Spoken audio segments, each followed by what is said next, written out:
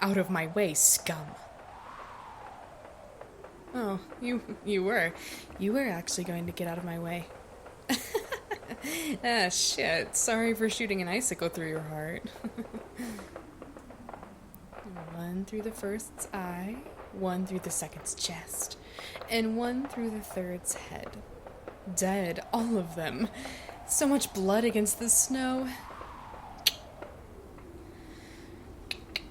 Such a mess you rebels make on your way out of this world. Hey, but at least it's snowing, right? The snow covers everything. White, cold, still, lifeless, dead. What is it, Easton? You can spit out what you're thinking. Oh, silly boy, don't be afraid. You're one of my men. I won't hurt you for being honest. Do you find this cleansing to be cruel? No? But your hand, it can't seem to stop shaking. How will you shoot that gun if you're afraid? If you find all of this repulsive and unnecessary? That girl almost shot you in the back of your head just now. You're in a war zone. Pay attention. No. Listen to me. Listen closely. Turn around. Look at her. Good boy. Do you see her face, Easton? Look of fear in her eyes, so fresh just a few seconds ago, and now frozen forever. Just like the rest of her. See the shard of ice in her neck? The red splotches rapidly buried under the snowstorm. Do you see it? That could be you if you're not careful. That shard of ice could be a bullet from a gun of a rebel. Someone fighting to overthrow what we've built.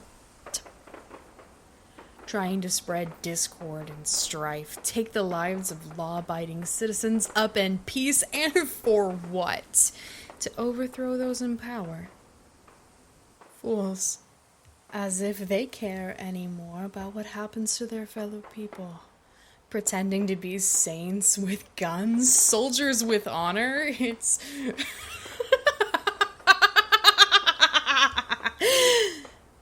sickening. It's sickening.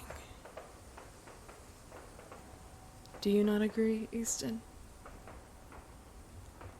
Do not lie to me. Such fear about you. Just like those throwing themselves at us. What is it that bothers you? Tell me. Is it the violence? The blood? The unseeing eyes, the viscera splattered on the ground, the ceaseless symphony of the storm and of gunfire? Is it the cruelty, the rage, the hate? What is it? What bothers you? I see. You know what will happen if you hesitate to pull the trigger, don't you? They still teach this sort of thing at the military academy in the mainland. Are you acquainted with the philosophy of war? Yes? Okay. Repeat it for me. The first 3 tenets of the doctrine.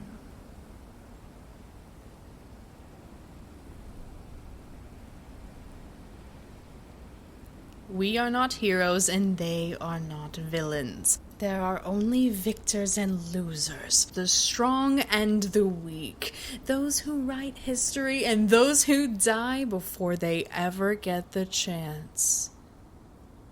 Very good. And? Yes, the weak lose. The weak die. The weak hesitate. Your enemy won't hesitate to put the bullet between your eyes.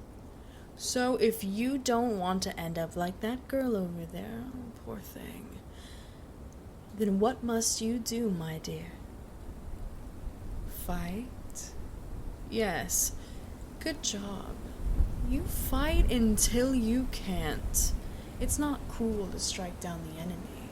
You fight so you may live. Very good. And what is that third tenet?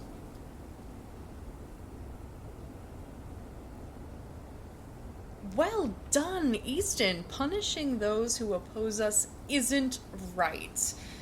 It's only necessary. There is no joy in war, no pleasure in depriving people of their lives, but between you and me, I never quite understood the third one. What is it, Emery? What did you say? Really now? There's something I might be interested in. How unusual. Easton, round up the survivors, if any. The labor camps up north could use more prisoners. Good.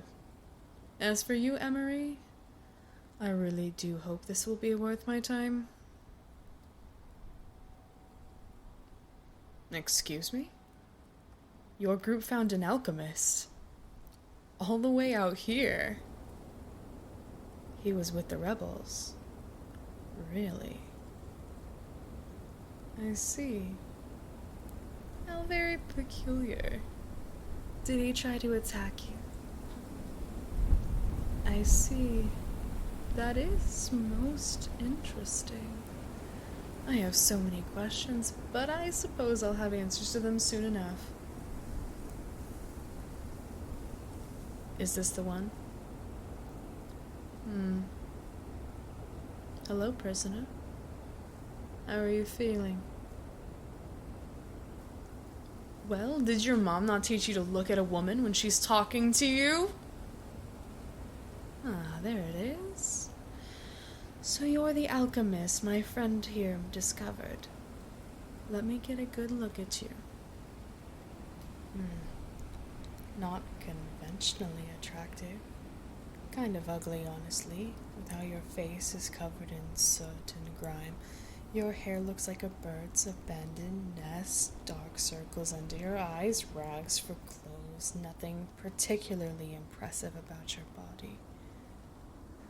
You look kind of thin, not getting enough rations, perhaps, and continuously shivering, even now, from the cold. Or perhaps fear. And you do seem like a coward. Emery tells me you surrendered the moment her troops entered that charred warehouse over there. Ah, but there's that look in your eyes. Equal parts fear and rage. You don't know if you'll still be alive after this, but your eyes are seething with such righteous indignation. Oh, I like that look, prisoner. You know what? I take it back. You're not ugly. You just need to be cleaned up and given a lesson in civil etiquette. Then you might almost pass for a human being. Well, do you have something you want to say to me? Straight to business. And here I thought you'd be fun. Very well. I'll tell you what I want from you. In a bit, that is. Ah, what? It was just a little love tap on the side of the head. He's out cold. He'll wake up in a couple of hours. Have him brought to the fortress, Emery. Get him cleaned up and dressed in what our prisoners wear. It'll be a sight far better than what rags he's got on currently. Ugh. Oh, I most definitely have questions. Once you've done what I just asked, bring him to my personal interrogation chambers. This little wretch and I have much to discuss. Ah, please, Emery, don't second-guess yourself. I sensed the latent magic within him the moment I saw him. It definitely reeks of alchemy. I know the markers. Although, Never mind. We've trifled enough time here. Bury the corpses, round up the prisoners, and let's have this one transported in one of my special carriages. I'd like to be able to keep an eye on him. He's quite valuable to me. Chop chop, we haven't got all day.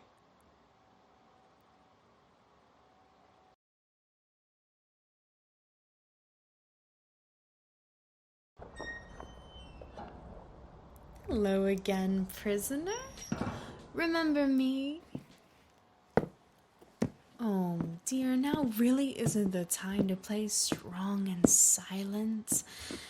We both know that's not who you are. You see my toys lined along the walls of this room, right? I'd prefer not having to use any of them on you. I'm not an unreasonable woman. You answer a few of my questions and I don't resort to torturing you. How does that sound? For an alchemist, you're kind of slow. I ask the questions in here, not you. You just answer my questions and be a good little boy. Do you understand me?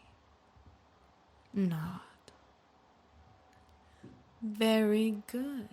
Now, why don't we get a little comfortable, I'll sit down and we'll just have a little chat. You clean up rather well. You look slightly less like a pig now. Sorry about that bruise on your forehead, by the way. For what it's worth, I did hold back my strength. The swelling should fade in about a week or so. Still nothing? You know, you strike me as a bundle of contradictions. Emery told me what happened. You didn't shoot at a single one of our soldiers, even though you had a gun. You were afraid, but not just of us. It seems like you were afraid of spilling blood itself. I wonder why that is. Did you fear retribution if you took down one of ours?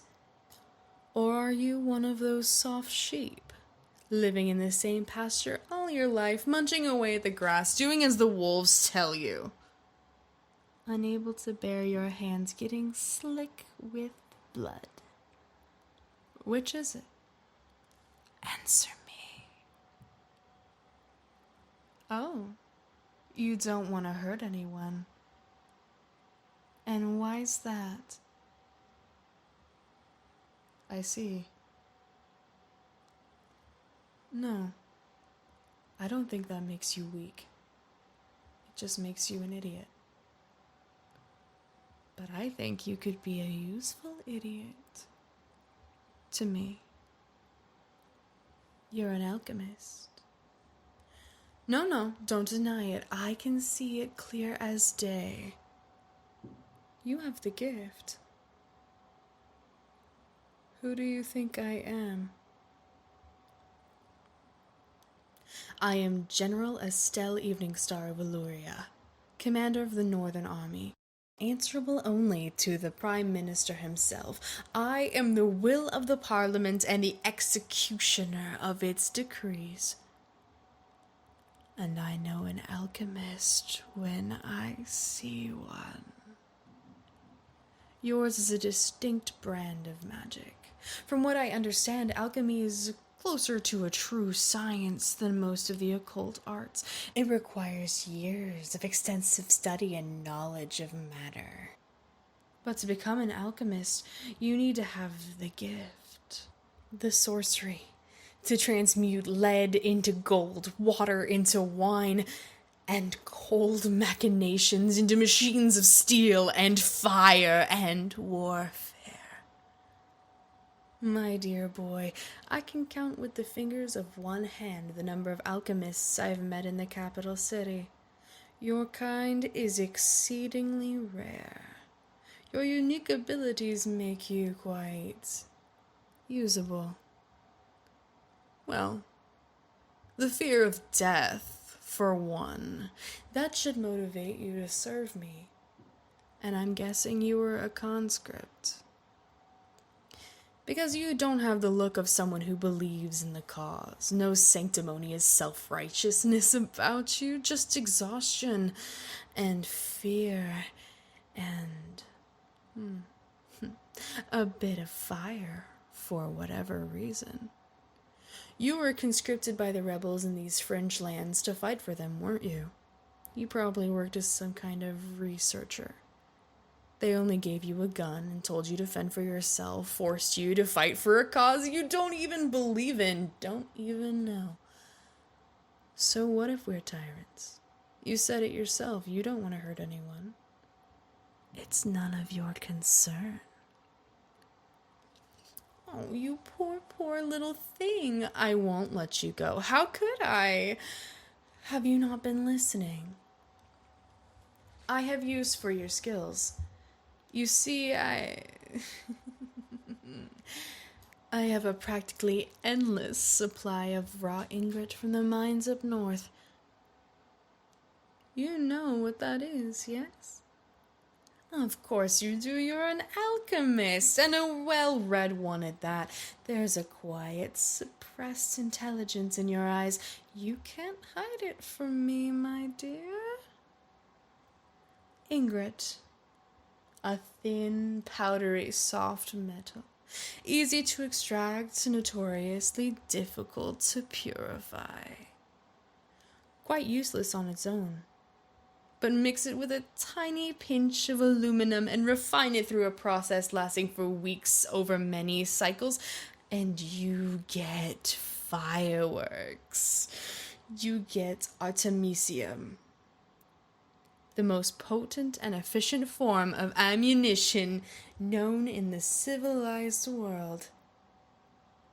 Something my thousands of artillery units could sorely use. You know why I need an alchemist. The standard process takes too long to produce too little, and the costs, whew! I might as well just equip my army with swords and spears. The old alchemists in the city, however few of them remain, don't know how to do it. And those that did were executed by the previous government for being heretics.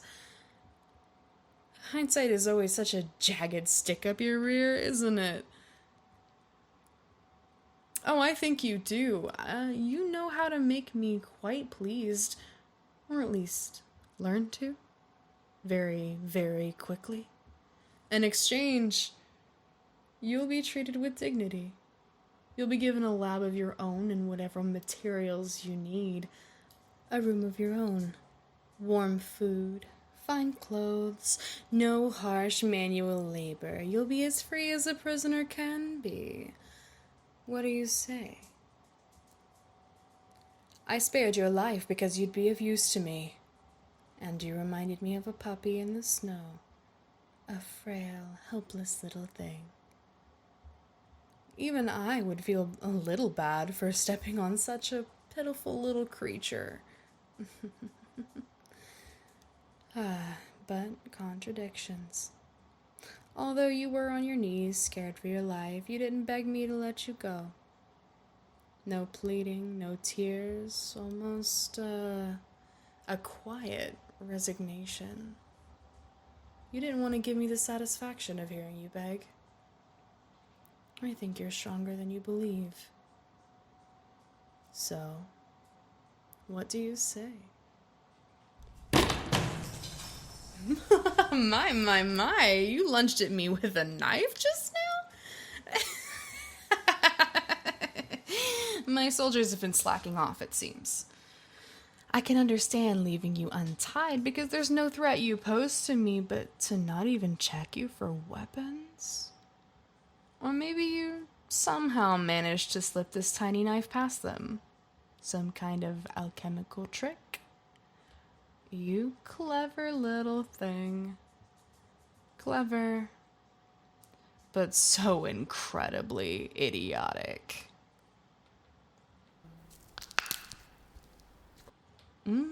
So that's what your scream sounds like. Aw, but you bit your tongue. I didn't even get to hear the pain. Your poor little right arm. Is it broken? Are you?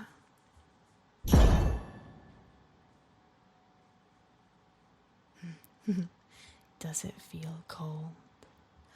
The shard of ice between your lips, all the way in, its sharp tip pressing into the back of your mouth. Is the cold causing you pain? Or do you feel the inside of your mouth turning numb already? If I pressed hard, the tip would exit out the back of your head. Right at the base, it'd be quite excruciating and very messy. You'd bleed to death, choke on your own blood. Do you think I won't do it?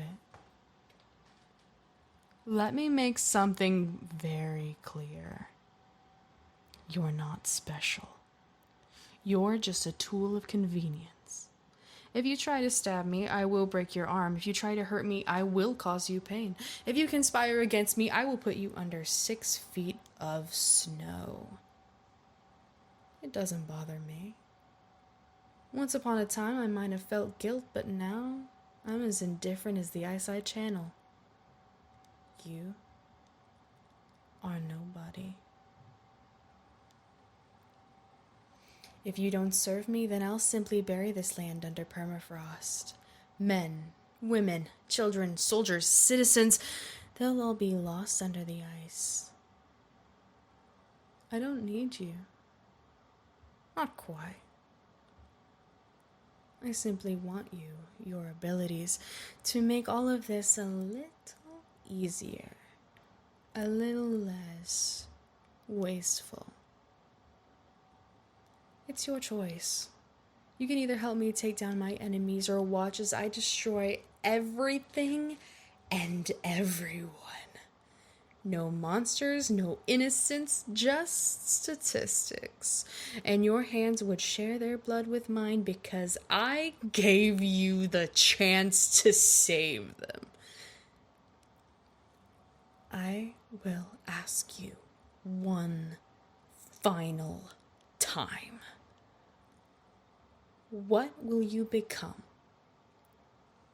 Another corpse in the snow, or a slave of the Empire? My dog. Blink twice if you want to bend the knee. You have 5 seconds.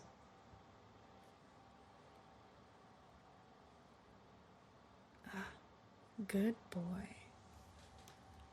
On your knees already. You look pathetic. Though not as much as you really are, but I think I can help with that. There. Pale blue chains made of enchanted ice, running all over your arms and calves and thighs and chests and even your neck. Unbreakable, nice and snug. You can't move freely anymore, but you can hobble a bit whenever you try to walk. Aw, do they feel cold? I don't care. They'll turn to a more comfortable temperature as soon as they've absorbed some of your body heat. Nothing but the gentlest pampering for my fragile, sensitive prisoner. I won't ask you to swear your servitude in words. Your tongue probably feels frozen as it is. You can't feel your teeth or jaw. But don't worry. The cold will pass in a while. I don't expect words from you. Only actions. The next time you feel like rebelling, just picture this image. You, over there on the ground, kneeling and numb, bound in chains, unable to raise your head and look me in the eyes, staring at nothing. Nothing but these beautiful, black, expensive boots. You begin working for me tomorrow. And get one of the medics to look at that arm. I didn't break it all the way. It's more than a sprain, less than a fracture. I want you to be able to work after all. What is it, Emery? Something you need to get off your chest? You know how my interrogations go. I always get what I want. And don't act like you weren't watching through the one-way glass. Really? You think if it had been anyone else, I'd have, what? Torn them apart limb to limb? Are you suggesting I've gone soft? I don't think I have. He could prove quite useful, like I said. Our Empire of Ice has never had an alchemist working for its military before. I have plans for him. You just won't let this go, will you? Gosh, Emery, you think there's more to it? I don't know. He intrigues me. That is all. I was wrong before. He's not really a puppy. Puppies are harmless, obedient, docile. Puppies are good pets. He's more of a kitten. A feral kitten. He has claws, he's unruly, filled with impotent rage. But it'll cool. You know the thing about ferals? You have to establish who holds the power. You have to tame them. If that boy had refused me, I'd have tamed him. But no, I don't think I'd have shot an icicle through his heart. Poor thing can't even find a medic on his own. Emery, could you please have someone pay him a visit? Thanks.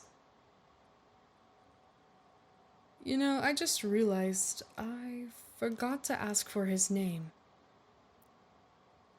Hey, Emery, what's a good name for a stray you found wandering in the snow? Ah, wait, never mind, I've got it. I think I'll just call him my snowflake.